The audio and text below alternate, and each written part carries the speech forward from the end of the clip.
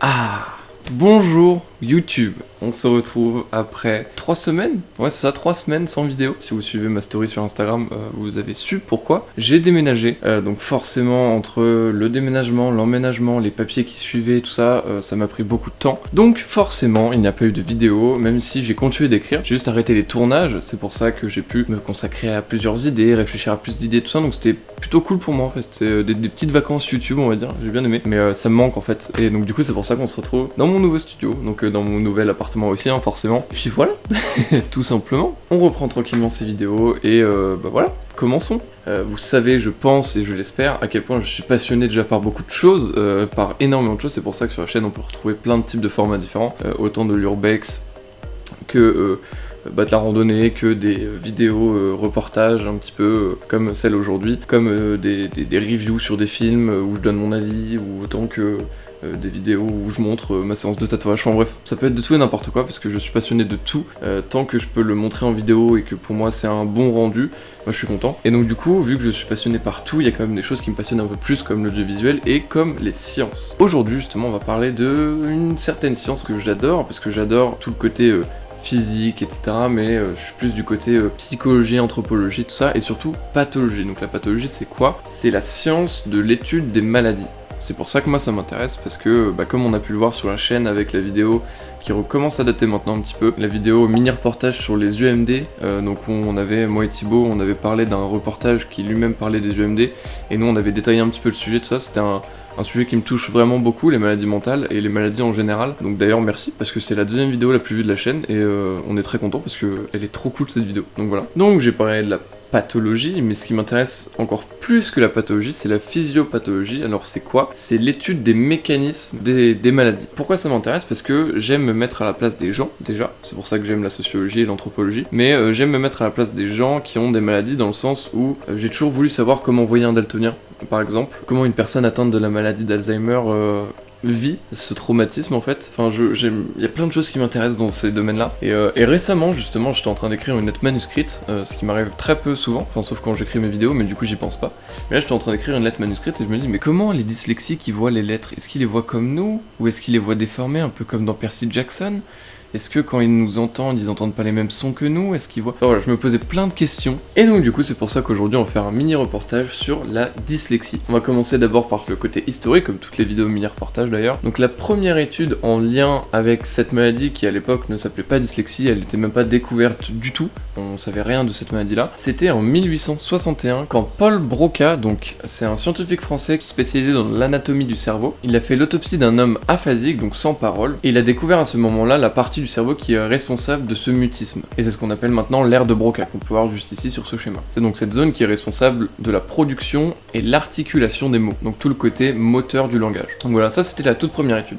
Et 10 ans après celle-ci, il y a un neurologue allemand qui s'appelle Karl Wernicke, j'espère que je le prononce bien, qui pareil a réalisé une autopsie d'un homme aphasique, et de cette autopsie, il a découvert une autre zone du cerveau, qui elle est tout aussi importante, mais qui gère la compréhension orale et écrite du langage. Elle sera donc nommée l'aire de Wernicke, comme on peut le voir sur ce schéma, et donc forcément, comme vous en doutez, l'aire de Broca et l'aire de Wernicke sont toutes les deux connectées. Mais ça, ce ne sont que les prémices des recherches qui ont commencé par rapport à cette maladie-là, parce qu'à l'époque, comme je vous l'ai dit, la dyslexie n'existait pas, et on n'avait aucune idée de si ça pouvait vraiment exister, ou on n'en savait rien du tout.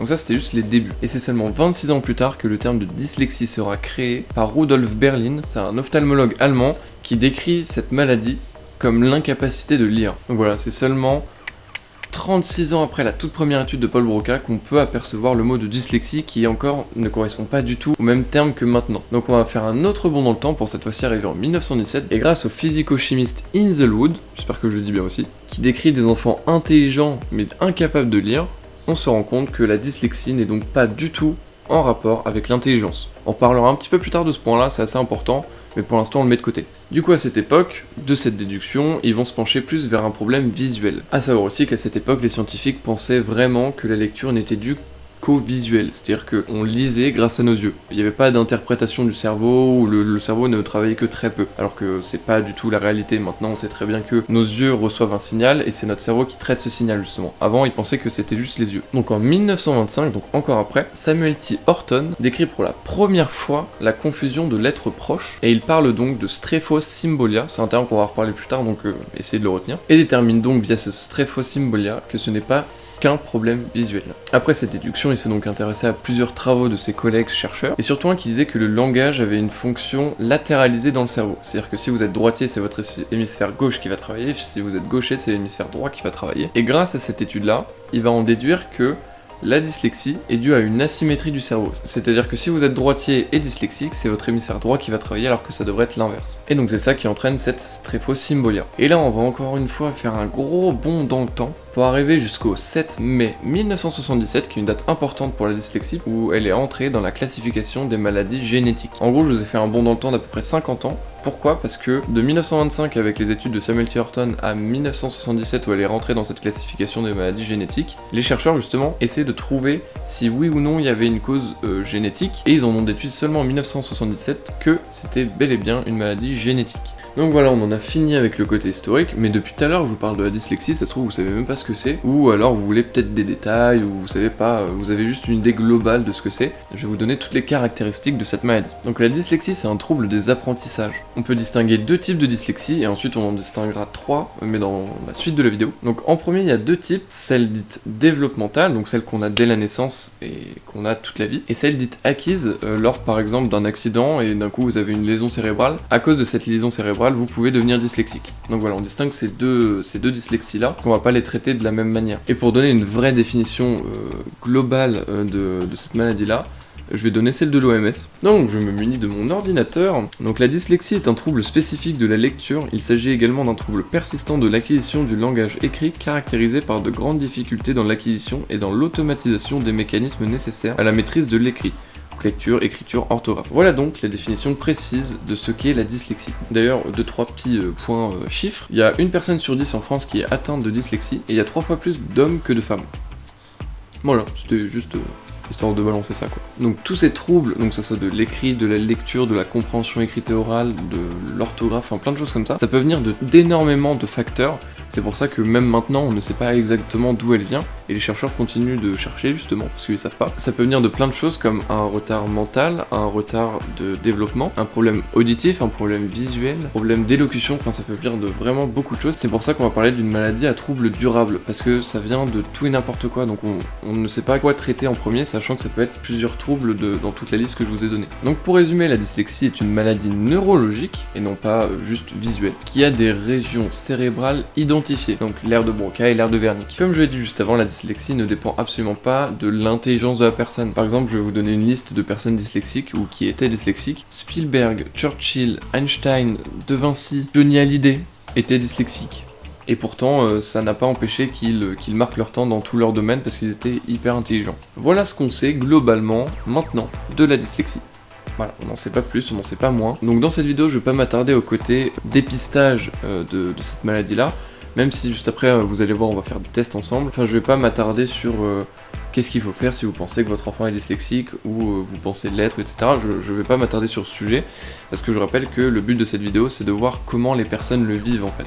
Voilà. Donc tout à l'heure, je vous ai dit qu'il y avait deux types de dyslexie et qu'elles pouvaient se discerner en 3 catégories. Donc on peut le voir sur ce schéma. Donc voilà, la première catégorie, c'est la catégorie de dyslexie phonologique. Donc comme son nom l'indique, c'est des difficultés à entendre les sons et donc du coup de les réécrire après ou de les redire. Difficulté aussi à fusionner les sons ensemble pour créer des syllabes, et donc en liaison de fusionner les syllabes pour créer des mots. Voilà, donc c'est ça la dyslexie phonologique. À côté de ça, il y a la dyslexie de surface, dite lexicale. Donc c'est difficulté à mémoriser l'image des mots, donc forcément de les réécrire après. Et c'est le canal visuel qui est touché, parce que dans la phonologie, c'est forcément les oreilles. Donc voilà. Et il y a aussi la dyslexie mixte, qui regroupe les deux en fait, tout simplement. Donc c'est un peu plus grave parce que ça regroupe des problèmes auditifs et des problèmes visuels. Et là on va passer à la phase des tests que j'ai pu trouver sur internet. Donc j'ai trouvé 2 tests qui sont assez intéressants, avec des tests qui sont faits chez des orthophonistes en fait, qui peuvent aider les orthophonistes à savoir si oui ou non l'enfant est dyslexique. Enfin depuis tout à l'heure je parle d'enfant, mais ça peut être n'importe qui en fait, ça peut être même moi, vous, n'importe quoi. Donc on va faire un test qui s'appelle le test du petit poussé.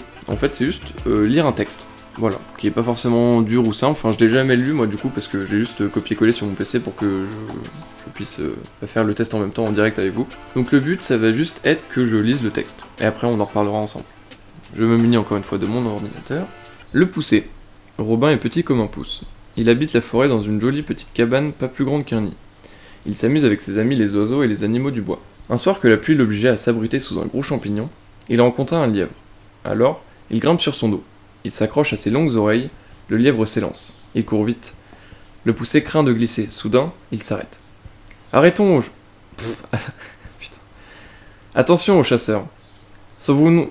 Oh putain, sauvons-nous dans ce buisson. Quel poltron, pense Robin qui veut poursuivre son escapade. J'ai buté sur plein de mots, mais justement c'est ça qui est intéressant. Parce que le test, justement, qu'est-ce qu'il évalue? Il évalue déjà le temps que vous mettez à lire, et il évalue le nombre de fois où vous allez buter sur des mots, recommencer à lire, où vous perdez dans la lecture, ne pas marquer la ponctuation, etc.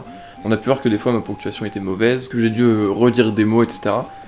À savoir juste un truc, c'est que quand j'étais petit, j'avais un gros cheveu sur la langue, et ça s'entend des fois parce que j'articule mal, et que j'ai dû aller voir une orthophoniste. Et donc du coup, des fois je le sens dans la lecture, c'est pour ça que des fois j'ai pu buter sur des mots, etc. Mais voilà. Donc du coup, le temps normal de déchiffrage de ce texte est de 1 minute et 20 secondes. Donc moi, mon temps était de... Il s'affichera là, je mettrai sûrement un chronomètre en même temps que ma lecture. On parle de retard modéré à 2 minutes de lecture, et on parlera de retard important à partir de 3 minutes. Donc voilà, moi j'ai fait ma lecture, donc qui n'est pas parfaite du tout, hein, voilà. Selon des chercheurs et selon des scientifiques, la lecture d'un enfant dyslexique pourrait être le son te, codin est petit te, comme un puceux, il chatte la peu dans une jaune petite cas dans pas l'une que d'un nid. Je vais pas vous faire tout le texte, mais le début du texte, selon un enfant dyslexique qui a des problèmes, il pourrait le lire comme ça. Donc c'est quand même assez impressionnant. Donc voilà, ça c'est un test assez poussé, petit poussé, qui aide les orthophonistes justement, comme on l'a dit avant, à avoir peut-être des soupçons de dyslexie. Voilà. J'ai du mal à le dire dyslexie, hein, c'est dur à dire. Il y a aussi un autre test qui, comme je vous en ai parlé avant, il y a des chercheurs en France qui continuent la recherche dans pour cette maladie-là. Et il y en a deux physiciens qui sont à l'université de Rennes, qui eux continuent de croire que c'est quand même un problème visuel, ça vient quand même des yeux. Pour que ça soit plus simple pour vous, je vous laisserai la vidéo en lien dans la description. Parce que c'est très bien expliqué, et je suis tombé sur ce test, et c'est assez intéressant, mais je vais le faire avec vous en direct. Donc ce qu'ils ont fait, c'est simple, c'est qu'ils ont mis sur une grande fenêtre la lettre B, juste un B en fait, et le but c'est de la fixer pendant 10 secondes. Donc une fois qu'on l'a fixé, forcément vous savez, vos yeux enregistrent l'image vu qu'il y a de la lumière en plus, donc vous allez l'enregistrer. Et le but c'est de fermer vos yeux, de faire comme ça, de les renlever, de les remettre, de les enlever, de les remettre, etc. Et en fait, quand vous allez faire ça, vous allez avoir l'image en négatif, donc vous savez, les couleurs inversées en noir et blanc, plus ou moins, comme quand vous avez les yeux fermés et que vous vous fixez trop longtemps le soleil. Et donc normalement, une personne normale va voir le B avec un fond noir, enfin noir ou blanc, enfin je sais plus, enfin voilà, et l'image va être enregistrée. Et l'étape d'après, c'est quoi? C'est tout simplement de faire à peu près la même chose, mais en découpé. C'est-à-dire de prendre ses deux mains comme ça, de la mettre devant ses yeux, de baisser la main, de la remettre, de baisser la main, voilà, en alternant les yeux. En fait, le but, c'est de voir quoi? C'est de voir si un de vos deux yeux est privilégié. Ça veut dire quoi? Ça veut dire que, normalement, pour une personne non dyslexique, il va y avoir sur un œil un B qui est vachement bien dessiné, comme avant, et sur l'autre œil, le B va s'estomper de plus en plus. Il va y avoir un œil qui domine sur l'autre, ce qui est normal. Chez une personne dyslexique, la personne dyslexique a beau faire ça, ces deux yeux verront la même chose, soit un B estompé, soit un B fort. Et donc c'est comme ça qu'on peut distinguer si la personne est dyslexique ou non. Et après, je vous passe un petit peu tous les détails que c'est scientifique, parce que dans la vidéo il parle de noyaux, et que si vous êtes dyslexique, vos deux noyaux dans les yeux sont de la même taille, alors que normalement non. Tout ce côté-là, vous allez le voir dans la vidéo, la vidéo dure même pas 2 minutes 30, un truc comme ça. Donc vous pouvez aller la voir, vous allez avoir un peu plus de contexte scientifique. J'ai appris aussi quelque chose pendant mes recherches. Donc comme je l'ai dit juste avant, les dyslexiques peuvent confondre certaines lettres, parce que l'alphabet français, ou l'alphabet... notre alphabet en tout cas, de 26 lettres, est composé de lettres qui se ressemblent énormément. Par exemple, le B, c'est une des lettres les plus dures pour les dyslexiques, parce que ça veut devenir un Q, ça peut devenir un D, comme un N peut devenir un U, simplement parce qu'il y a des dyslexiques qui voient les lettres à l'envers. Et un N, si vous prenez une lettre, un N, si elle est à l'envers, ça peut faire un U. Comme un B peut devenir un Q, etc. Et il y a des scientifiques qui ont créé une police d'écriture qui n'est pas régulière. Donc, vous savez, il y a une police d'écriture genre Times New Roman, elle est classique, toutes les lettres ont la même typographie, etc. Enfin genre c'est la même chose. Les dyslexiques qui ont vraiment du mal à lire, ils vont pouvoir utiliser cette typographie-là pour s'améliorer dans leur lecture. Voilà, et que ça soit plus simple pour eux au quotidien aussi. C'est ça le but, c'est que ces personnes-là vivent comme des personnes qui n'ont pas de troubles. Voilà, donc voilà, j'ai fait 2 tests et j'ai donné un petit exemple parce que je trouvais ça cool. Mais les 2 tests que j'ai montrés, c'est pas du tout les seuls. Je suis sûr que vous demandez à quelqu'un que vous connaissez qui est dyslexique, je suis sûr qu'il a pas fait ces tests-là. C'est juste que ceux-là, c'était pour moi les plus probants. Et ces 2 tests-là sont liés à la vue. J'ai pas trouvé de test qui aurait pu être lié au côté auditif, malheureusement, ça aurait été cool d'en faire un même avec vous en direct en fait, mais j'ai pas trouvé en tout cas. Enfin, j'espère que via cette vidéo vous aurez compris un peu plus le fonctionnement de cette maladie, tout simplement. Et en fait en l'écrivant j'ai découvert tellement de choses, ça m'a tellement intéressé, parce que c'est une maladie que je connaissais très peu ou de nom, où je savais vite fait que c'était des troubles liés à l'audition ou à la vue surtout, mais je suis sûr que si je le fais sur une autre maladie, je pourrais en apprendre beaucoup plus, et pareil, vous en apprendre plus, et que ce soit plus simple peut-être pour vous de vous mettre dans la peau d'une personne qui est dyslexique ou atteinte d'une autre maladie, comme par exemple, je sais pas, Alzheimer, Parkinson ou quoi. Moi j'aimerais bien, à vous de me le dire dans les commentaires, mais j'aimerais bien faire une suite de cette vidéo-là, parlera de l'origine d'Alzheimer et de comment une personne atteinte de cette maladie voit le monde, en fait, voit ses souvenirs, etc. Ça serait hyper intéressant, parce que déjà, de une, pour moi, c'est une maladie qui me touche énormément. Et donc, du coup, voilà. Si vous pensez que ça peut être intéressant, dites-le moi dans les commentaires. Et voilà, j'espère que cette vidéo vous aura plu, qu'elle vous aura appris des choses. Et si c'est le cas, n'hésitez pas à mettre un pouce bleu, vous abonner, la cloche, un commentaire, enfin, vous connaissez tout ça, je vais pas vous saouler plus avec. Et voilà. J'espère que cette vidéo de retour après 3 semaines d'absence vous aura plu. Et voilà, passez une bonne fin d'après-midi, un bon dimanche et à la semaine prochaine. C'était Julien, au revoir. Ne rate pas une miette amigo, abonne-toi.